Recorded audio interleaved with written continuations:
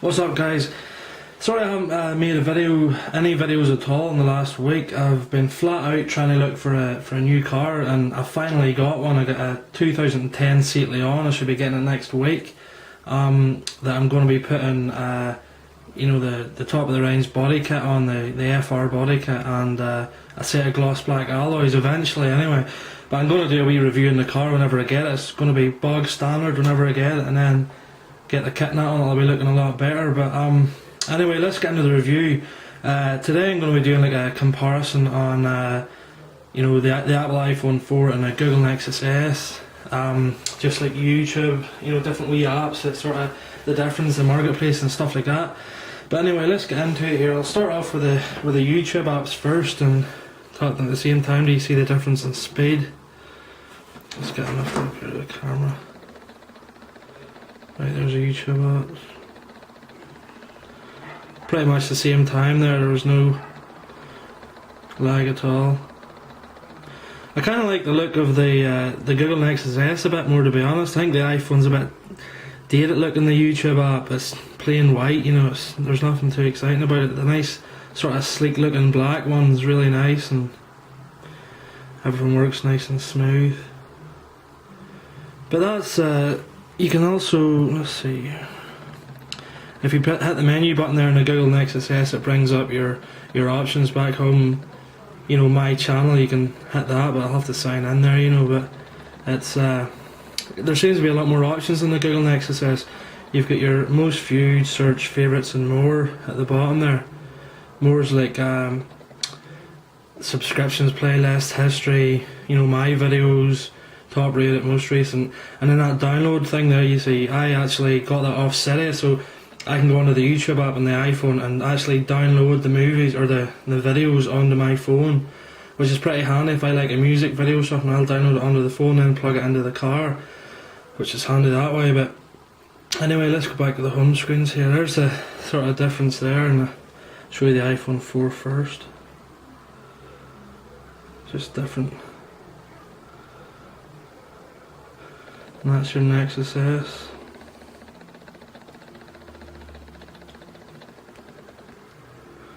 That's your marketplace widget. That's what I like about the Nexus S too. You've got your widgets and stuff like that. I think, to be honest, the iPhone needs an update. It needs, you know, to have widgets, and just, I'm sort of getting bored with the plain old apps, and it's just kind of boring. That's why I got the Nexus S. But you also get a widget on the Nexus S there that doesn't come on the iPhone for your Wi-Fi, Bluetooth, location, services, sync and brightness. On the iPhone you've got it too, but I had to get it off Cydia. It's jailbroken and it brings it up like that, which is just as good, but it's just the fact that Apple don't, you know, put it on the phone from new. You have to go and do it yourself, you know. But that's that. Go back to the home screen again. There's the music. I'll go for the music. See the difference in that.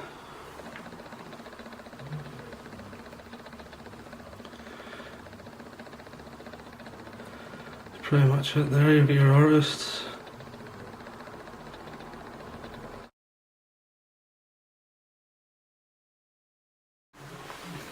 Sorry about that there, guys. Flipping Barry just went dead. But anyway, get back to the sort of the home screen of these the two phones, the iPhone 4 and the Google Nexus S.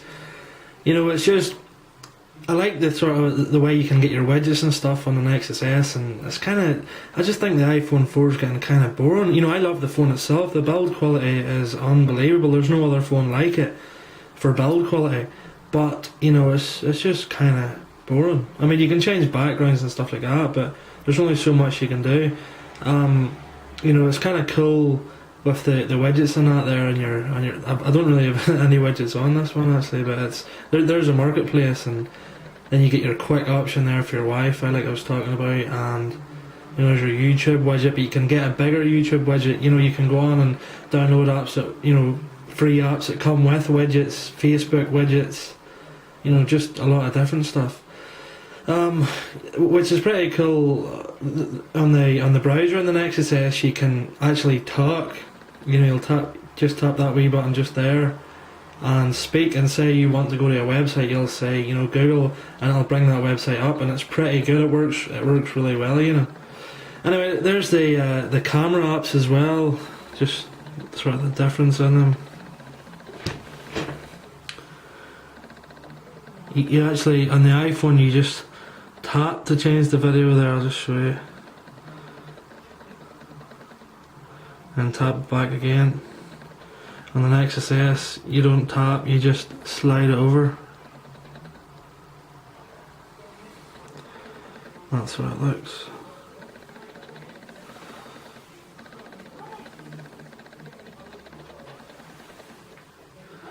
Both really nice, you know. There's different way that you can change. There's your option for your back and front camera.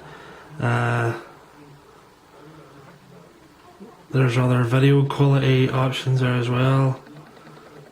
Flash.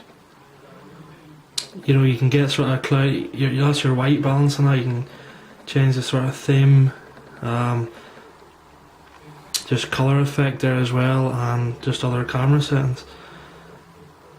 But that's pretty much the camera up there. So there's not much on the iPhone, just the wee switch for taking the photo, the wee button for taking the photo, and the wee switch just over to switch over to the video recorder, and then you've got your flash on, off, HDR off or on, and your wee button for switching to the front or the rear camera.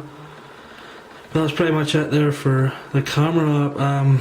The calendar is. Where's the calendar on this?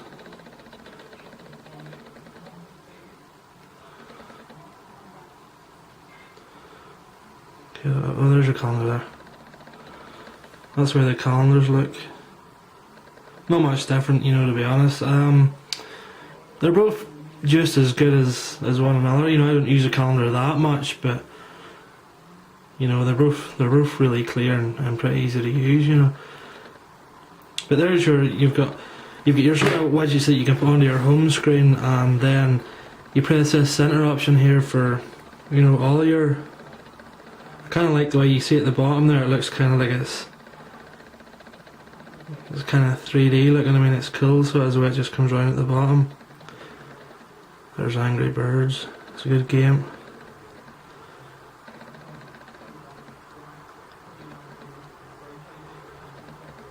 That car home there is actually for if you're in the car, you know, driving along, and you know it's a bit fiddly just with the normal buttons. You tap that, and that'll put you into a mode where the buttons are all bigger, you know. So if you're driving along, you can easily tap them: music, contacts, voice search, navigate, and phone, which is really handy actually, because I always, you know, have it on in the car. Oh shit!